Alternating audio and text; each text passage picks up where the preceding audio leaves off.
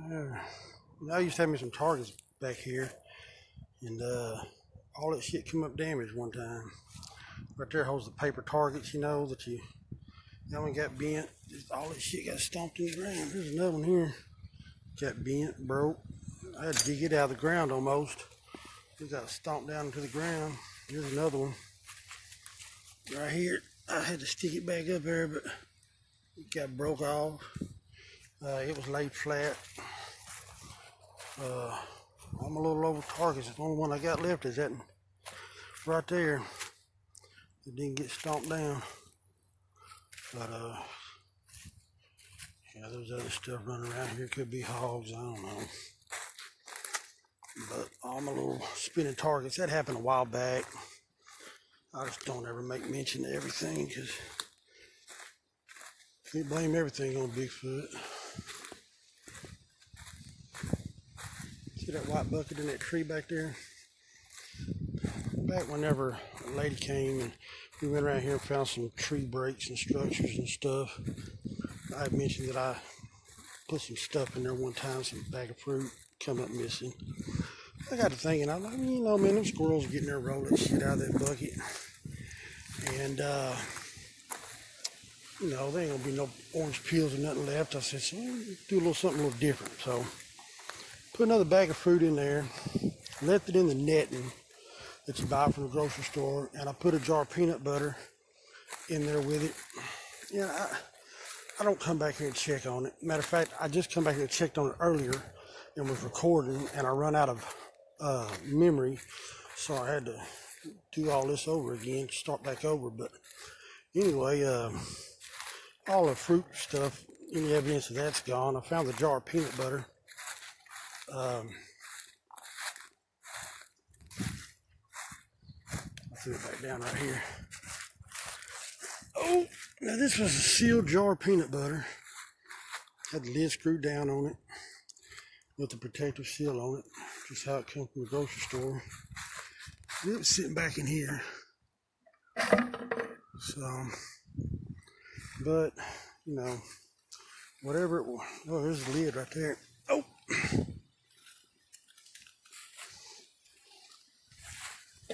Not for sure if that's evidence of Bigfoot or not, but whatever it was, got the lid off, got it unscrewed. And, but from what other people say that do that type of stuff, that leave, you know, stuff for them on a regular basis, they say that, my camera's skipping like crazy. They say that they don't leave trash behind like that. They take it, but I don't know. It's just, I just saw that bucket from the edge of the woods, and I said, well, you know, I'm gonna walk back there and just take a look at it. So, walked back here and I seen that jar down there. Whatever it was, got the lid off. And just licked that joker clean. But, anyway, I'm gonna talk a little bit of something that I got a little bit of knowledge about when it comes to Bigfoot, and that's game cameras. Watched the Bigfoot Odyssey show the other night where they had Doc Waters on talking about his game camera setup that they're doing in multiple states, and wish them the best of luck. And there is a chance that they might capture something with them, but my own personal experience, the way he was talking about the 4G cellular cameras and the high dollar ones and stuff, I had a couple of really expensive ones of those, the 4G, and about upwards of $250 a piece. And you know, the way the ones that I had worked, on the count that I had, it would send you like a low resolution copy of the whatever it took a picture of, and then you had to go pull the SD card to get the full resolution picture off of it. But I think they have packages where they could send you the full resolution photo. But anyway, I tell you, December 6th, we come out and put the first initial game cameras right back in here. And, you know, at the time, I didn't think we caught anything. Going back reviewing some of the footage, that's where I found the game camera video of what appears to be something coming out from behind a tree on all fours and standing up in just a few frames. I found that later on. I didn't see it at the time. But anyway, December 21st is when we put out like an additional 14 cameras. Had close right at 20 cameras out here. And it was all in a perimeter, just like Scott Carpenter talks about, one camera looking at the next to create kind of like a barrier of cameras. And, you know, and not only did it not deter these creatures from coming around, the peak of my activity was between December 21st and 26th. I mean, it was like a nightly deal. It was like ridiculous. Well, so the cameras not only didn't keep them from coming around, like I said, it was also the time I peak activity. And I firmly believe they can see the infrared spectrum. They can see those cameras. Plus a game camera, you know, is 1.5 volt, AA batteries, a lot of them, times 8. It's got a little bit more voltage than my RO cameras that are only 3.7 volts that I've caught the majority of my best evidence on. Plus the RO cameras I'm able to turn the infrared lights off, where the game cameras I'm not. But anyway, I'm bringing this stuff up because, like I said, we had some of the high dollar game cameras up here at that time at peak activity. December 24th, 3 figures behind that leaning tree right there. Some of the most convincing photographs and video that I have, especially when they're overlaid with you know, my buddy Pete that was standing there in the same spot. But the camera that caught them was right there on that corner beam right there. If it was over about another 4 or 5 inches on that beam, it would have been out of frame. This tree would have been out of frame. That's how lucky I was to catch that. And the most expensive game camera we had, that $250 one, was right there on that corner post, pointing back down this fence line. And it was on and active and stuff around December 23rd and 24th when the 3 creatures was behind the leaning tree right there.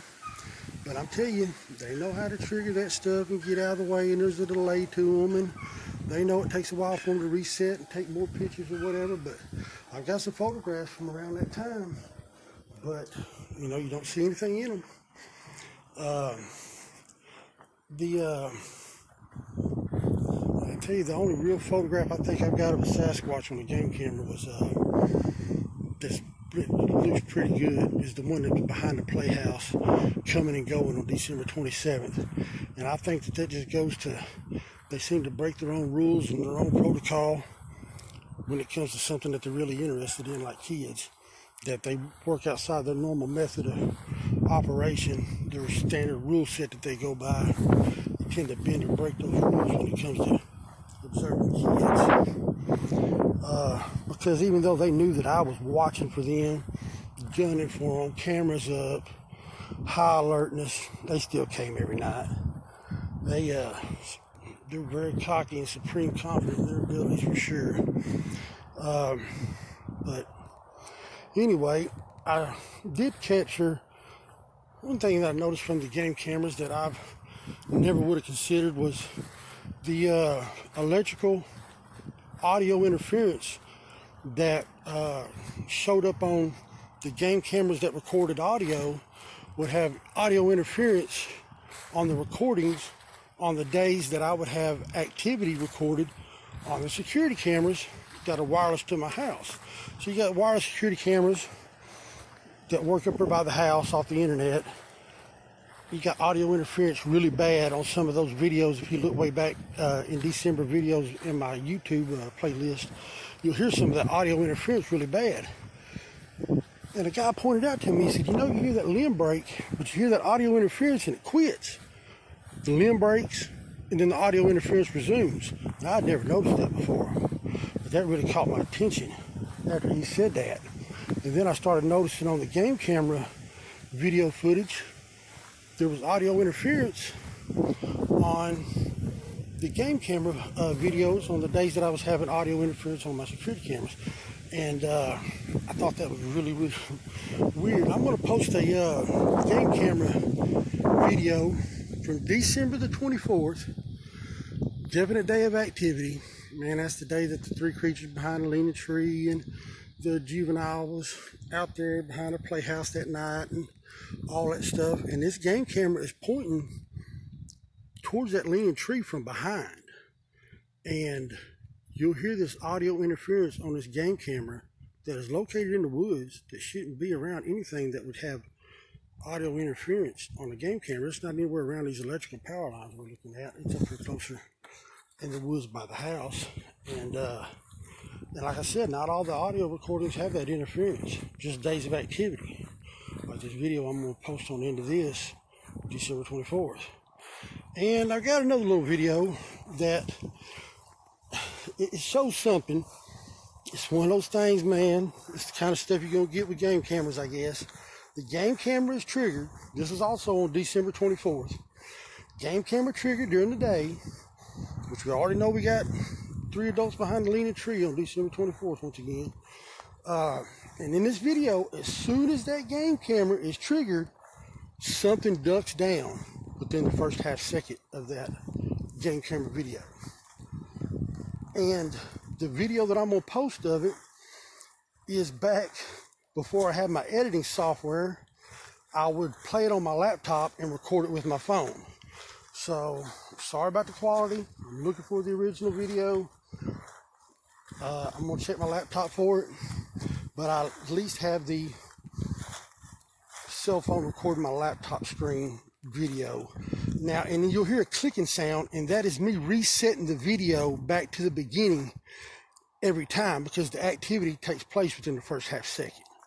So the game camera goes off, and you can see the flash of the game camera on the bark of the tree, one of the trees to the left. And as soon as that flash goes off, there's something back there and it ducks down.